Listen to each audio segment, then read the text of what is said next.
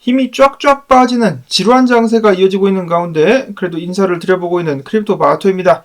오늘 미국 증시 상황을 보시면 달러의 상승과 함께 일제히 하락하고 있는 안타까운 모습이 보여지고 있는데요.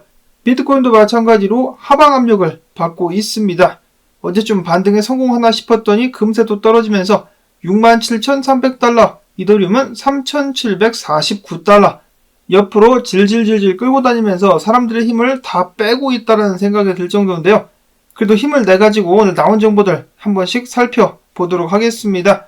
사실 어제 오늘 해가지고 연준 총재들이나 이사들이 나와가지고 금리에 대한 자신들의 의견을 공유하기도 했었는데요. 근데 뭐 하나만한 소리인 것 같아가지고 그 부분은 생략하도록 하겠습니다. 똑같은 거 반복. 그런 헛소리 지금 듣고 있는 것보다는 6월달에 정말로 유로피언 중앙은행이 금리를 내리는지 그것을 먼저 살펴보는 것이 중요하지 않을까라고 생각을 해봅니다. 다음으로는 비트코인을 정말 매력적인 투자 자산으로 만드는 요인 중에 한 가지는 바로 미국 정부의 과도한 부채다라는 의견들 저도 여러 차례 전해드린 바가 있었는데요. 자, 그런데 이러한 문제는 비단 미국뿐만 아니라 전 세계가 가지고 있는 똑같은 문제라고 합니다. 전 세계 부채는 총 315조 달러, 10년 전과 비교했을 때 무려 55조 달러나 증가를 했다라는 것인데요. 특히나 전염병 사태 이후에 전 세계적으로 부채가 급증했었습니다. 전 세계 2차 대전 이후로 최대의 규모, 가장 빠르고 광범위하게 부채가 증가를 했다. 그리고 그와 동시에 돈을 그만큼 많이 찍었다라고도 볼 수가 있겠죠.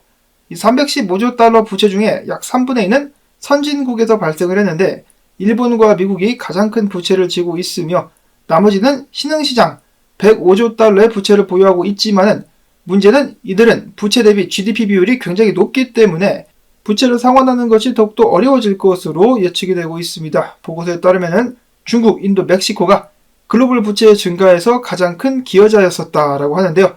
한국 같은 경우도 마찬가지로 부채가 굉장히 많이 늘었는데요. 이런 상황에서 전 세계 시민들이 할 수 있는 가장 현명한 선택은 무엇이냐? 비트코인 사야죠. 비트코인 사야 됩니다. 어떤 이들은 금을 사고 있기도 한데 그것은 뭐 본인들의 선택이라고 볼 수가 있겠습니다. 저 같은 경우는 당연히 비트코인 보유를 늘리겠다. 이어서는 비트코인 현물 ETF 자금 유출입 상황 살펴보도록 하겠습니다. 어제 블랙락의 활약에 힘입어가지고 가까스로 순유입이 순유출을 앞섰으며 이 덕분에 10일 연속으로다가 현물 ETF에 자금이 들어올 수 있었다라고 합니다. 자세한 내용 살펴보시면은 첫 번째로 GBTC에서 무려 1억 520만 달러가 빠져나갔습니다. 그렇지만은 블랙락 쪽에서 1억 250만 달러, 피델리티에서 3,430만 달러 등등이 유입이 되면서 순유출을 상쇄할 수가 있었습니다.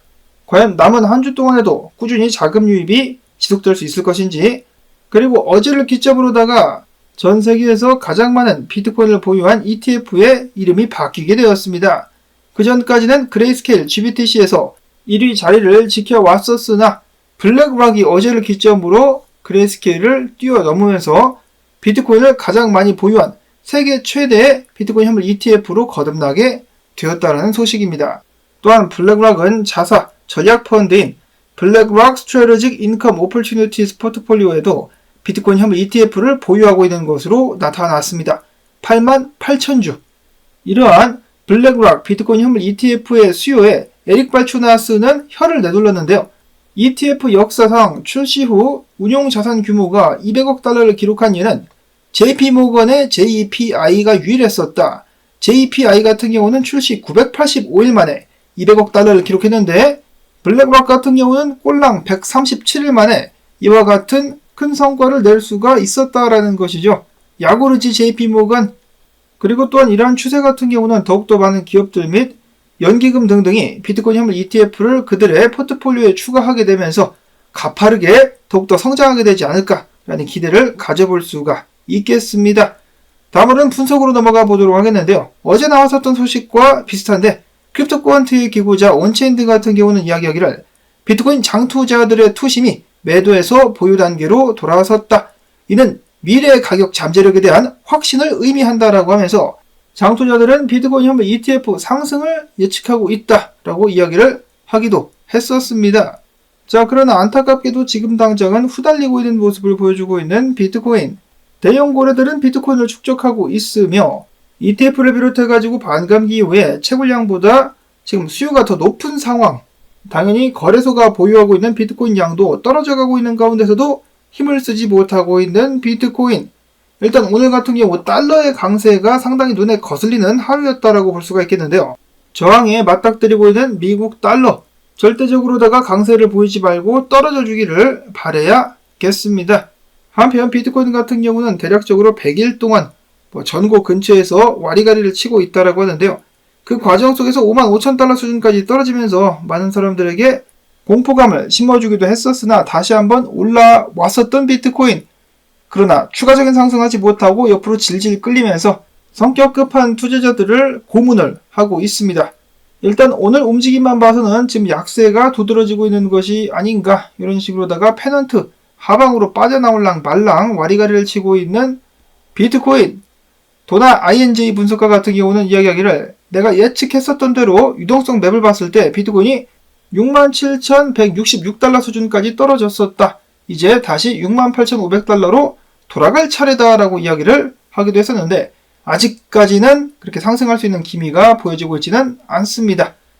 로만 분석가 같은 경우는 일봉 차트를 보면서 비트코인 가격이 떨어짐과 동시에 거래량도 떨어지고 있다. 이는 하락 추세라고 볼 수가 없겠다라고 이야기하면서 조만간에 반등할 테니까 나는 롱을 보겠다라고 이야기를 했습니다. 과거 55,000달러 수준에서도 똑같은 분석을 했었죠. 그때 당시에도 가격이 계속 빠지는데 거래량도 같이 빠지는 것을 보고 로만 분석가는 이것은 가짜 하락이다, 조만간에 반등할 것이다 라고 이야기를 했었는데 반등해 주면서 지금은 그래도 67,000달러 수준까지 올라온 상황입니다. 똑같은 일이 부디 반복되면서 다시 한번 비트코인이 쏴줄 수 있으면 좋겠다. 티오 트레이더라는 분석가 같은 경우는 많이 빠지게 된다면 65,000달러까지도 볼 수가 있겠다. 그러나 그 후에 상승할 수 있을 것이다 라는 분석을 내놨습니다. 비트코인이 빠지는 건 빠지는 건데 항상 달리는 알트코인들의 발목을 잡아채고 있어가지고 그 답답함이 배로 느껴지는 것 같습니다. 알트라도 좀 달릴 수 있도록 숨통을 열어줄 수 있기를 바라보고, 이어서는 그나마 가슴이 뻥 뚫리는 소식이 간만에 나왔습니다. 자, 깡패 집단 같은 SEC와 게리 겐세이, 최근에 어떤 소식이 나왔었느냐? 어제 미국 법원은 SEC의 암호화폐 회사인 뎁박스에 대한 소송을 기각하고, 또한 과정 속에서 SEC는 권력을 남용했다라면서 SEC에 180만 달러 상당의 법정 비용을 지불하라고 명령을 했습니다. 그동안에 여러 암호화폐 회사들의 피를 쪽쪽쪽 빨아먹었었는데 이번에 한번 토해내게 생긴 것이죠. 180만 달러 내놔 이 자식들아. 다시 한번 법정에서 굴욕을 맛보게 된 SEC와 게리 겐세이, 해당 판례가 다른 소송권에도 영향을 꼭 미칠 수 있기를 바라보고, 미국의 공화당 하원 의원인 톰 에머는 다시 한번 게리 겐세이를 저격하는 발언을 했는데요. 게리 겐세이는 SEC 최악의 인물이다. 매일마다 SEC 의장으로서 사명을 어기고 있다라고 밝혔습니다. 그 말이 정답이죠. 그리고 사실 그렇게까지 유능한 것 같지도 않습니다. 오히려 무능한 것 같다라는 생각이 드는데 SEC 역사상 임기 동안에 이렇게까지 많이 패소한 위원장이 있었나? 다음으로 해서는 이더리움 분석입니다. 로만 분석가의 이더리움 분석. 이더리움 현물 ETF 승인이 뉴스에 팔아라 이벤트가 되면서 가격이 쫙 빠질 줄 알았었는데 그렇지 않고 지금 지지구간에서 잘 버텨주고 있는 이더리움, 더불어 가지고 일봉과 주봉 기준으로다가 상승 다이버전스가 만들어지고 있다. 그 동시에 비트코인 도미넌스 역시 떨어질 양상이 보여지고 있기 때문에 이더리움 조만간에 비트코인과 마찬가지로 롱을 노려보겠다라고 이야기를 했었습니다. 힘내라 이더리움. 다음으로는 샘 알트마니가 아르헨티나 대통령인 하비에르 밀레이와 샌프란시스코에서 면담을 가지고 남미 국가의 월드코인 투자에 대해서 논의를 진행한 것으로 나타났습니다. 최근에 그닥 좋은 모습을 보여주고 있지 못하는 월드코인, 과연 반전을 꾀해볼 수 있을 것인가? 이어서는 몇 달 전에 나왔었던 소식이었었는데요. 이번에 업데이트가 되었습니다. AI 코인들, 패치 AI, 싱귤라리티넷, 오션 프로토콜이 토큰을 병합하게 될 것, 해당 병합이 6월달까지 해가지고 완료가 될 것이다. 이번 병합으로 해당 코인들은 총 26억 3055만 개의 ASI 코인으로 통합이 될 것이라고 하고요. 따라서 기존의 AI 코인들 같은 경우는 ASI 코인으로 스왑이 될 것이라고 합니다. 패치 AI는 6월 11일까지, 그 외에 싱귤라리티 넷과 오션 프로토콜은 6월 13일까지 토큰을 수합할 수 있을 것이다 라고 이야기를 하고 있는데요. 자, 그러면 거래소에 있는 코인들은 어떻게 되는 것인가? 거래소에서 자동으로 바꿔주는지 그 부분 같은 경우는 기사에서 아직 확인을 해볼 수가 없었습니다. 업데이트가 곧 나오게 되겠죠. 다음으로는 시바이누와 도그 위프 헷 두 마리의 개코인들의 양상이 예사롭지가 않다. 지난 3일 동안 거래량이 급증하게 되면서 변동성이 예상이 된다라는 분석이 나왔습니다. 아무래도 추가적인 상승이 나올 수 있지 않겠느냐라고 많은 사람들이 기대를 하고 있는 상황. 마지막으로는 체인링크와 같은 계열이라고 볼 수가 있겠죠. 탈중앙화 오라클 프로젝트인 API3가 400만 달러 상당의 투자를 유치를 했다라는 소식이 나왔습니다. 해당 프로젝트에 대해서 기대하는 사람들도 꽤 있는 것으로 알고 있는데요. 관심 있으신 분들은 한 번씩 알아보시면 되겠습니다. 오늘도 힘없는 암호화폐 시장 활기가 하루빨리 찾아올 수 있으면 좋겠습니다. 라는 말씀을 드려보면서 오늘 나온 정보들 여러분들께 도움되셨다면 그래도 계속해서 힘내자라는 의미에서 광주뜻 부탁을 드립니다. 한 분 한 분이 도와주셔가지고 제 채널은 살아남고 있습니다. 다시 한번 감사드린다는 말씀 전하면서 저는 내일 또 인사를 드리도록 하겠습니다. 안녕히 계십시오.